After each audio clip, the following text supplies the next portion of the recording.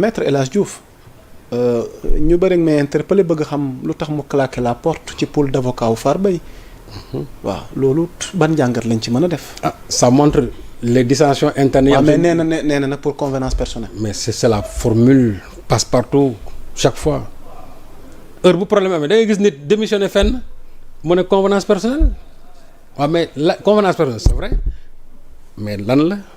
quel est le contenu qu'il faut donner lu yëngu ne am na lu ko yëngal. xam mais c'est vrai xam nga El Hadj xëy rek daal ne gars yi man daal moom dem naa déedéet am na lu ko fa métti am na lu ko fa naqari ba mu jàppanteeg ñoom ba pare mu bàyyi. ni nga xamee Maître El Hadj Diouf ci ay. non démarche am. El Hadj moom. waaw ce qui est sûr jàpp ñàmburam nii. claqué porte bi ce qui est sûr et certain. ou soit anciennement les gens ont voulu tout simplement l'écarter. parce que ñenn aussi dañu jàpp ne El Hadj lu mu nekk moom du ca xar tànk du mais lam cay def c'est pour son gain politique personnel mais jamais pour le client moom heure boo ko déggee man sama client nii non moom client ba soxalu ko moom lam cay am en termes de bénéfice politique de visibilité politique moom loolu c'est-à-dire El Hadj toujours loolu lay mettre devant ñi nga xam ne moom lay défendre. Est-ce que maître Doudou Ndoye les Babacar Cissé ont compris cela au point maintenant de ñu problème am. ñu jël ko ñu ligne ko mu wala moom mu sentir ne ñu ngi koy waaj ba mu pour mu wala dañ ko écarter ci dossier bi en tout cas that's the question mais li wóote woon mooy. man moom dinaa ci gëstu. te dinaa xam réellement lan moo tax mu jógee foofu. lu am et ça moom les internautes ça je vous promets que dinaa ci dellusiwaat. incha allah rabbi. waaw kilifa gi dina ci. kilifa gi je vous promets que dinaa ko gëstu dinaa leen wax lan moo tax El Hadj Diouf génn foofu. macha allah kilifa gi. dafa am. information gu ñu dab léegi. tuuti dinañu ko may ci image yi mu nekk une rencontre historique. et inspirante hier ci ay kàddoom mooy wax ni Tiken Jah Fakoly rencontré le premier ministre Ousmane Sonko. moom moo ko publié ci ay réseaux Sëñ Saliou. Tiken Jah Fakoly nee na rencontre historique et inspirante hier à Dakar. Merci au premier ministre Ousmane Sonko de m'avoir reçu. C'est le peuple qui a le pouvoir mais il ne le sait pas. Quand il le saura il gagnera tous les combats. Tiken seede lii jëmale ko ci Ousmane Sonko ñoom ñaar seen ndaje mu nekk rencontre boo xam ne jàpp na ni c'est historique. Deux figures emblématiques. de la chanson et de la politique. et de la politique surtout li ñu bokk te mënuñu ko séddoo muy le combat pour le panafricanisme. Serigne Saliou comment décortiquer rencontre bii ak ñaari figures yi. seen ndaje googu mu nekk rencontre bu ñuy rafetlu parce que. ñoom ñaar ils ont des atomes crochus. Qui c'est un souverainiste. Qui c'est un souverainiste. Qui c'est un panafricaniste. Qui c'est un panafricaniste. Tiken chaque fois dans ses chansons engagées da ngay dégg son combat pour le souverainisme son combat pour le panafricanisme. Sonko c'est son discours. kii mi ngi ci dans le champ politique kii mi ngi ci dans le champ culturel. donc ñoom ñaar ñoo bokk même objectif ñoo bokk lu ñuy xeex. donc yoon la kii leader la fii kii leader la fii donc laaj na ñaari leader ñoom ñu daje. et loolu je crois que dafay gën a renforcer africains yi nga xamante ne ñoom aussi ils se sont inscrits dans le projet souverainiste et panafricaniste. donc vraiment mu nekk une rencontre boo xam ne ni man moom séntu woon naa ko un jour ou l'autre parce que je me dis que ñi nga xam ne dañu bokk xel ak xalaat toujours dañu war di daje. que mu nekk des hommes politiques que mu nekk des hommes en tout cas des économistes que mu nekk aussi des hommes de la culture toujours war nañ mën a ñoom am ay plage de convergence yoo xam ne dañ ci war a mën a toog en tout cas sottante ay xel ay xalaat échanger ci li nga xam ne mooy njariñu suñu réew yi ak li nga xam ne mooy njariñu Afrique voilà. rencontre bi image yi moom. oui mais on n'attendait pas moins que ça. Est-ce un message pour l'Afrique et le monde? C'est un message, mais je sais que de plus en plus ça, on aura de ces images-là. De plus en plus, on aura de ces images. Parce que, moi, je dis c'est que jeunes yi, ñi nga xam ne toujours dañu leen inspiré dañu war di gis lu mel nii moom laa doon wax léegi sur le cas de Wally Seck. c'est que bu ay nit bu ñu lay yaakaaree ci yenn yi dafa am ci yoo xamante ni ci lañ la war di gis. ba nit ñi xam ne yéen combat bi soxal na leen. Tiken boo gisee toujours même bi nga xam ne ñoom Ousmane Sonko dañu nekk ci ay jafe-jafe boo daan dégg ay chansons wala yenn intervention yi mu daan def.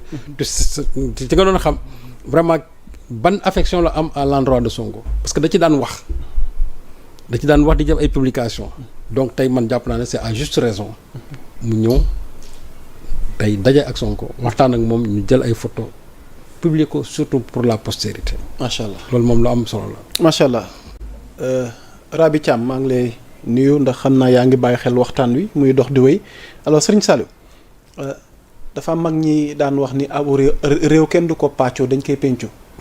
mu mel ni nouveau régime bi mi ngi saxal benn tradition ci wàllu dialogue. mais dialogue nag sur le système politique diggante le 28 mai ba le 5 juin. ñu teg ko ci loxo docteur Cheikh Gueye. ñu ngi koy nuyu de passage nuyu na la nag. waaw xam nga man moom ku fi kilifa damaa jaar ci suuf pour inviter la xool nu may def ak yow c'est mon jeune frère ni may def ak yow jotaay. c'est mon jeune frère moom kon docteur Cheikh Gueye ñu ngi lay ñun Cheikh Daaro lañ xam. macha allah waaw waaye nag maa ngi xaar nag. boo noppee ci yi nga nekk. waaw war nga fi am jotaay incha allah. ci la seedee ci yow lu rafet na ma nuyul ma Serigne Saliou. léegi nag boobu la dialogue nga wax ñu façon bi que nouveau régime bi bëggee. li ciy sa njàngat ak docteur Cheikh Gueye mi ñu ko teg ci loxoom ak terme de référence yi nga xamante ni tëral nañ ko mais à côté l'opposition déjà commencé na wane ni moom fas yéenewul bokk bi la dialogue ndax jurisprudence la parce que dañ jàpp ne Sonko nguuru Macky am na lu mu leen bañaloon ci dialogue yi fi daan am ñaar ñi ci gën a fës mooy parti APR ak Thierno Alassane Sall boo jàngatee loolu ba noppi sax Thierno am na publication gu mu def après dinañ ko décortiquer mais ñu ñëw ci dialogue bi Serigne Saliou. waaw mais xam nga président Diomaye moom dans ses tout premiers discours il avait émis le soin de faire un dialogue d'autant plus que Macky Sall moo institué la journée du 28 mai comme étant la journée du dialogue national donc loolu mag moo ko institué donc mu nekk loo xam ne dañu ko pérenniser dëgg la parce que xam nga waxtaan moom doxinu réew mi te mu nekk lu franc la sincère mu bañ a am benn ay ndëgg sërëx mu bañ a am den leen loo xam ne nekk ci ginnaaw bu dee tant que dañuy waxtaane lu jariñ réew mi lu jar di organiser lu jar di dem président Diomaye bi mu ñëwee ak ci bëgg réew mi ak bëgg aussi que nit ñi toog pencoo mbir yi comme ni ñu ko waxee léegi ci la rappeler loolu wax ko te pourtant amu ci benn contrainte xam nga fii sax bu njëkk dialogue ba ñu ko daan def dañuy dem ba ay crise am ñu ne ñi nangam ñu ne donc il faut qu'on dialogue sur nangam sur le fichier sur le processus électoral nangam ak nangam mais fii dara amut y a la sérénité dans ce pays y a la paix dans ce pays y a aucune crise tout marche mais ci lépp buy dox ci ngay waxtaan boo fexe mbir yi gën di dox loolu moo tax mu réchauffer cette journée du 28. gouverner c'est prévoir. doo xaar rek ba mbir am. nga door a woote parce que am na ñu leen nag ban coof ya. waaw coof lu ñuy dialogue. waaw d'accord mais xam nga waxtaan moom. du mës a ñàkk. xam nga waxtaan moom. même su doon benn point lañ fay tënk sax. yokk ci li fi nekkoon c'est toujours positif. ok président bi loolu la bëgg. joxe nañ ay termes de référence. opposition bi ñoom invité guñ leen sax ñoom ñu ne demuñu. moo nekkuñu ci seen droit. non xam nga président Cheikh li mu wax mu ne leen man bañ mu ne mais invitation yi sax lancé guñ ko man bala ngay décliner kay da ngay bàyyi sax bañ invité la ba pare nga ne man invité ngeen ma ñëw ma mais ñoom dañoo teel a wax te sax boobu carton d'invitation yi génnagul xaw ma ndax présentement na génn mais boobu sax carton d'invitation yi génnagul. dëgg de bàyyi ma ci woon xel. waaw non ñoom décliné nañ avant ñu leen di invité man bala ngaa décliné yaa Moussa da nga naan la invité naa la nga ne non ñëw ma wante yow yaa ngi ne ñëw ma te yow kenn invité gu la. loolu am na lu muy wund. non c'est-à-dire que donc ñoom.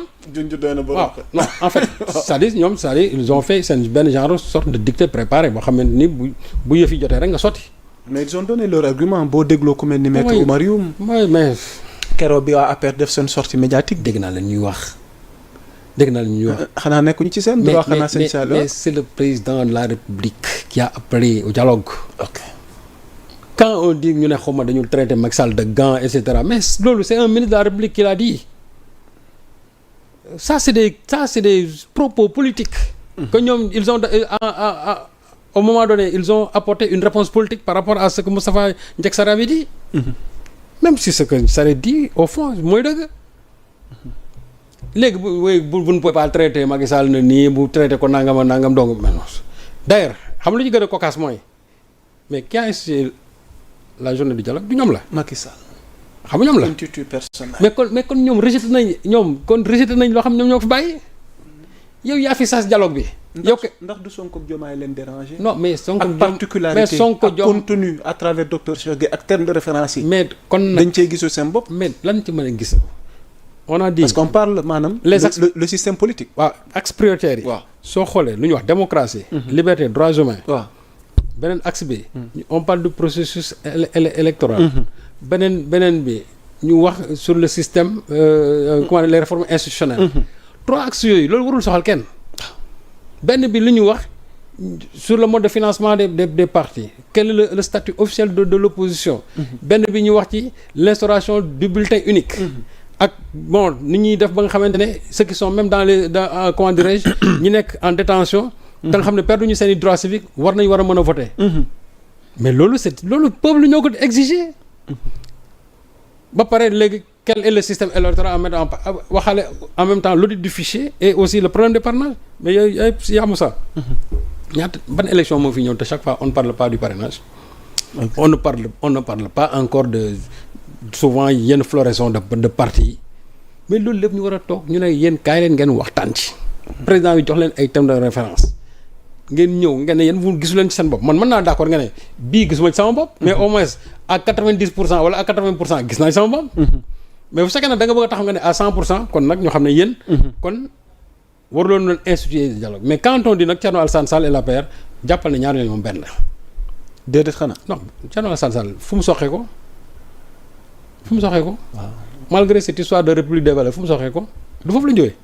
il parle de la république des valeurs quelles valeurs les valeurs de l'APR mais les valeurs de l'APR c'est quoi c'est le vol c'est le détournement c'est tout c'est yooyu moo fa am la corruption c'est ça Thierno mënul wax a wax ba du jógee APR mënul nekk mën ta wax a wax ba sang boppam ci yenn yi ba set wicc tant qu'il n'aura pas répondu sur le dossier de l'ASER yooyu daf koy traîner comme un boulet au pied tant que loolu waxu ci tey fi nekk waru fi woote benn république des valeurs mooy bu ñu la tuumaalee ci benn mbir da ngay ñëw taxaw. nga seetal ci sa dara. Jean-Michel Sène mënul taxaw guddeeg bëccëg naan la ngir yàlla kaay ñu leeral lii nga taxaw tu fais le dooro Farba Ngom taxaw wax la ne la damaa jël nga jël te yow da ngay woote ay vertu ay valeur mais taxawal nga ne Farba Ngom li nga wax du dëgg te dinaa la ci porter plainte mais yow heure bu ñu ko waxee nga fàtte sa nopp mais comme si tu n'as rien entendu. Et toi, tu te permets aujourd'hui de nous parler de république des valeurs. Quelles valeurs? C'est les valeurs de l'APR. Mais les valeurs de l'APR, ñëpp xam nañ lan la. Les valeurs de l'APR, c'est le vol, c'est le détournement, c'est ces histoires-là, c'est le meurtre, ce sont les assassinats. Yooyu ñooy les valeurs de l'APR. Yooyu lañ fi bàyyi ci réew mi. Alors donc moo tax bu ñu ne man leen mburoo ko fa kër fëriñ rek. Thierno. mooy APR mooy Thierno comme ni ñuy wax Sonko mooy Diomaye mooy Sonko. Thierno mooy APR mooy Thierno. tas waaw donc ñoom. dialogue bi ñoom seen leader ko fi bàyyee. ok il devait tout faire ba ñu préserver héritage boobu ñoom ñu war ko ndamoo. ñoom dañu waroon sax ñëw tàccu daal ne ñun de gis nañ ne la fi président Macky Sall bàyyi woon président Diomaye bi mu ñëwee il s'est inscrit xam fu mu doon méttee. Diomaye ñëw daal ne non dialogue moom c'est fini barré. mais boobu ñëw moom dafa ko ne jàpp na ne Macky Sall loolu ci l'une des rares actions yu baax yu mu fi bàyyi ci la bokk. ñu ñëw ñoom war ñëw jëmmal loolu. gën ko saxal ba pare fu ñu wax dans l'histoire ñu ne ñun de journée dialogue bi ñun ñoo ko fi institué APR mu nekk dans l'histoire. ok yow invité guñ la sax nga bëgg a taxaw naan ne ñun demuñu waaye nangam naa waaw mais c'est bon mais boo demoon jàppal ne xool téeméer dem nañ et l'APR ne représente plus grand chose dans ce pays. macha allah les dernières élections ont prouvé que en réalité. que l'APR ne représente pratiquement plus rien et d'ailleurs ñoom en leur sein il y en a des voix discordantes yoo tax ñoo xam ne noonu dañuy dem. gis naa ñoo xam ne dañu ne ñoom xool kenn mënu leen tax dañuy dem ci dialogue bi donc peut-être y aura 3 tondus yoo xam ñoom dinañ toog ne ñoom duñ dem mais ñoom ñoo xam. macha allah ce qui est sûr et certain mooy que les Sénégalais iront et ce xool lu sincère lay nekk. macha allah nekkul dialogue yooyu nga xamante ne. dañuy ñëw pour naa bokk kese déedéet. fii dañuy ñëw pour que nit ñi waxtaanee li nga xamante ne mooy jël de ce fait bu ñu paree. affaire fichier affaire parrainage affaire dootoo ko fi déggati ci réew mi. mais imagine-toi depuis président Abdou Diouf jusqu'à aujourd'hui chaque fois bu ñu ñëwee dialogue c'est-à-dire am na loo xam ne day mel ni genre marronnier. toujours au lieu du fichier affaire parrainage on en parle et rien ne se règle ça signifie que ñi doon instituer dialogue yooyu il n'était pas sincère man jàpp naa ne dialogue bi ba suñ ci jógee dootoo déggati ci beneen dialogue ñu wax ay affaire audit du fichier. dootoo dégg ñu naan ay affaire parrainage loolu moom dañ koy jël tënk ko teg ko ci gannaaw yeneen poñ yu bees la ñuy indi mais yii nii poñ yi ce sont les mêmes points depuis le président Abdou Diouf jusqu'à aujourd'hui donc tous les présidents qui se sont succédés ici mosuñoo sincères dans leur dialogue macha allah dañ doon wax nii rek parce que ñu ci bëri aussi genre ndëgg sërëx lañ ko doon def pour mën a peut-être asseoir en tout cas une certaine durabilité politique pendant leur magistère c'est tout simplement ça amul leneen donc waa APR yi ñoom bu ñu ñëwul nañ jàpp ne à côté d'autres viendront